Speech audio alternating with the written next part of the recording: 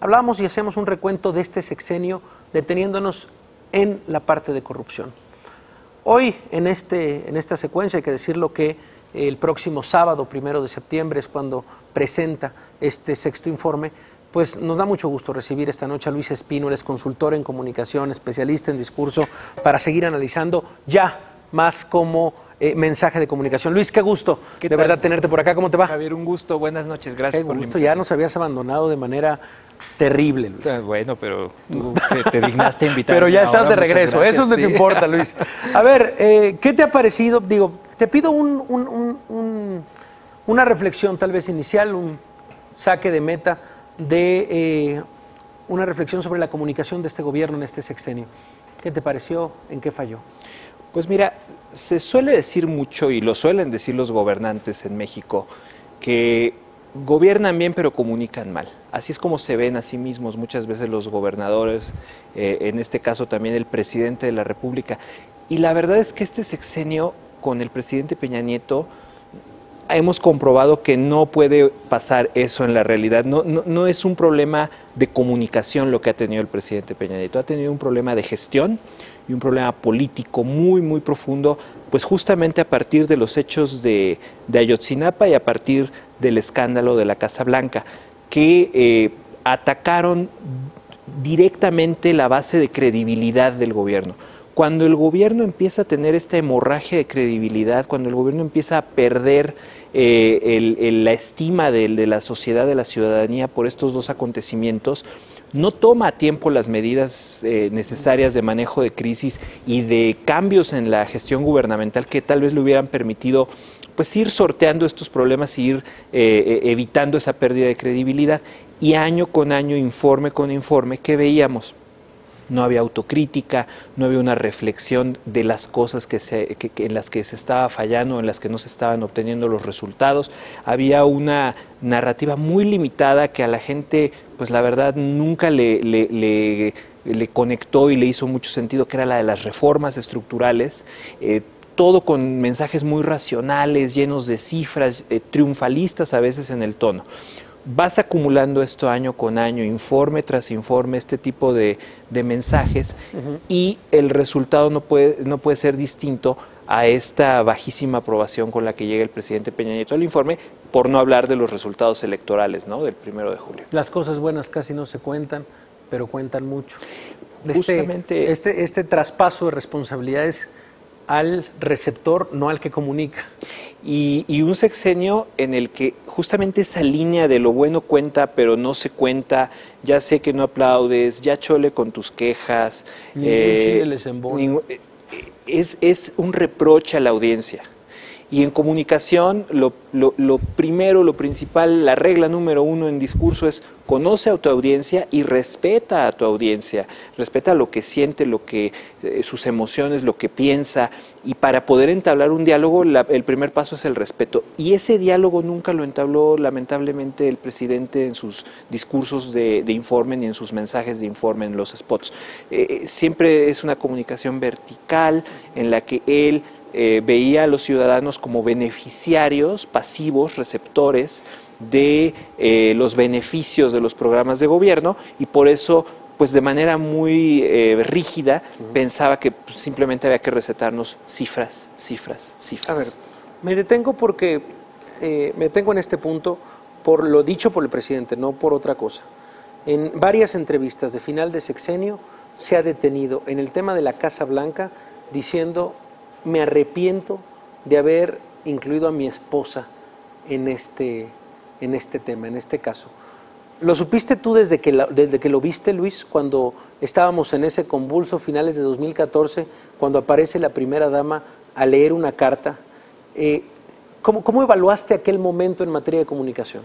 Pues mira, ni siquiera hace falta ser especialista en comunicación, con puro sentido común. El presidente es una figura de autoridad y está a cargo del gobierno, y una de las funciones simbólicas de la presidencia es defender al país, defender a los ciudadanos ante los peligros, ante los retos, ante los problemas. Si hay una crisis económica, si hay un problema con Trump, si hay lo que sea, un terremoto, El presidente simbólicamente en el imaginario colectivo debe tener esa función de liderazgo.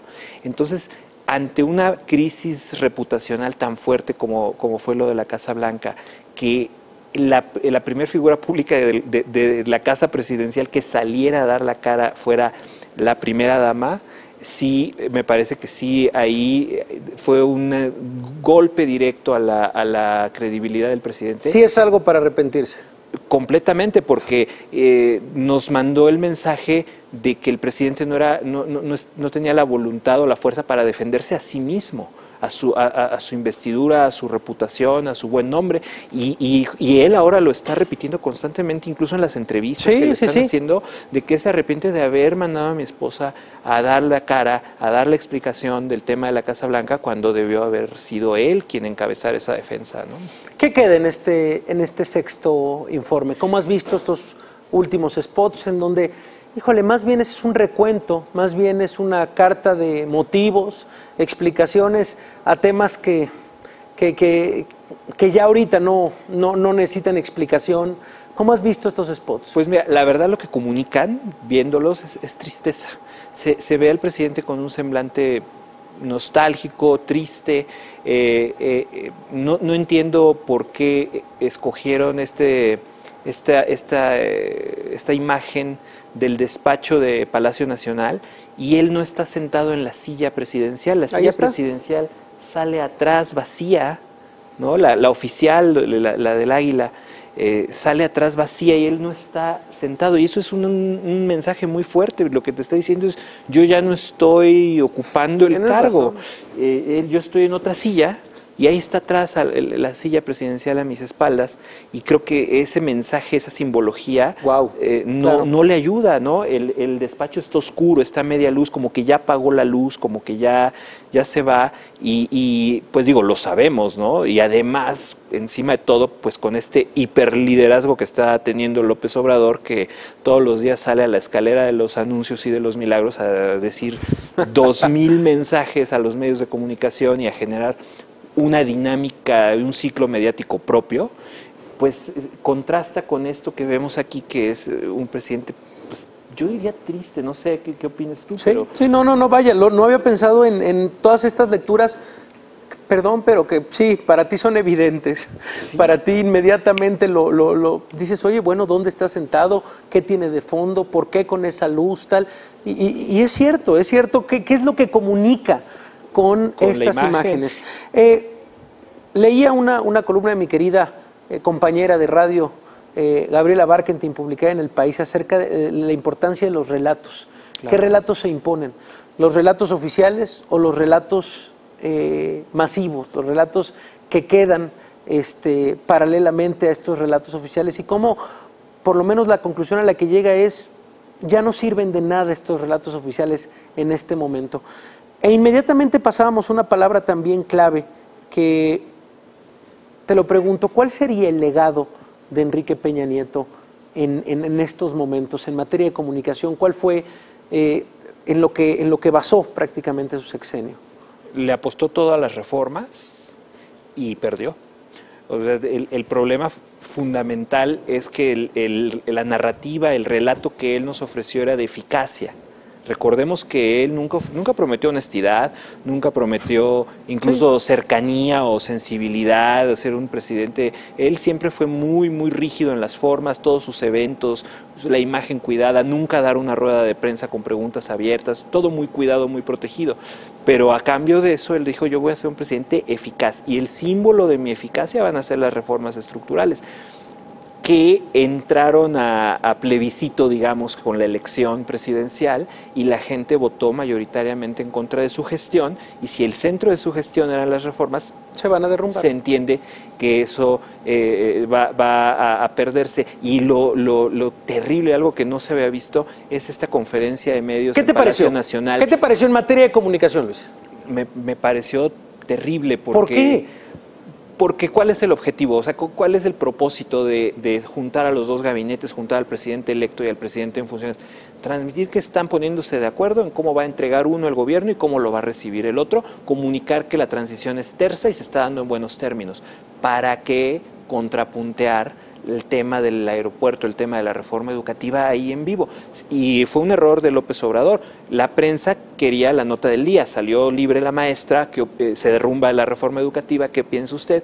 Y López Obrador yo creo que ahí debió de haber sido congruente con este discurso conciliatorio que trae con Peña y decir, no toqué el tema con el presidente, hablamos de lo tersa que está la transición y de qué padre está toda la cantidad de información que me están dando. O sea, fue rudeza innecesaria. Completamente, a mí me pareció incluso humillante. Y creo que sí, ahí salió otra vez el López Obrador candidato que contrasta, que polemiza y diciendo la reforma educativa efectivamente se va a cancelar. Y ya después, más adelante, pues ya le sobó el golpe y empezó a decir que muy amable el presidente y qué bueno que no se había metido en la elección. ¿Estás listo para la nueva comunicación del presidente López Obrador, para el análisis? ¿Estamos listos? ¿Son conferencias diario? Sí. Tempraneras. Sí. O sea, es radicalmente opuesto. O sea, conferencias de prensa de Enrique Peña Nieto durante su sexenio con los dedos de una mano. No hubo. López Obrador va a tenerlas diario. Diario. Con la vieja escuela. Sí, y lo más interesante en términos de comunicación es la narrativa, el arco narrativo que él trae, que es el de la cuarta transformación, el uso de los símbolos que ya en los eventos pone, los retratos de los 3 presidentes con los que él se compara y que él aspira a ser ese cuarto gran retrato en la historia nacional, y cómo todo el relato de López Obrador se va a ir ajustando a el pueblo y el no pueblo. Ya ahorita hizo un lado, le bajó completamente el volumen al tema del no pueblo, se está enfocando en lo positivo, en el pueblo, dejó al lado la mafia del poder, pero todo el manejo del lenguaje, el uso de símbolos y la propaganda, porque la propaganda no es solamente anuncios de televisión, la propaganda es todo, tú lo sabes muy bien, todo lo que hay en comunicación, lenguaje, los eventos, cómo colocan la bandera, cómo se viste el presidente, todo eso va a generar una nueva narrativa que, bueno, pues definitivamente vamos a ver cuánto tiempo y cómo le funciona a López Obrador. ¿Listo para el primer informe de López Obrador el 1 de diciembre? Pues prácticamente va a ser, todo indica que ya va a dar 7 y va a ser el primero de varios, ¿no? Ciertamente, tal vez con más avances de los que se puedan registrar en el sexto del presidente Peña Nieto, no lo sabemos. Va a ser difícil encontrar algo novedoso en el sexto de Peña Nieto. Pues te comprometemos de una vez, Luisa, que vengas por acá. Claro, va a haber mucho de qué hablar, va a haber mucha tela de cortar aquí a diciembre y lo que venga. Así que pues te queremos como colaborador. Muchísimas gracias, Luis. Excelente, claro que sí, un gusto. Gracias de verdad. No, gracias a ti. Gracias Luis Espino, especialista en temas de comunicación. Y antes de irnos una pausa, tenemos producción, lo que sucedió hoy en la Cámara de Diputados. Por ahí nos filtraron esta imagen. Miren nada más este diputado panista en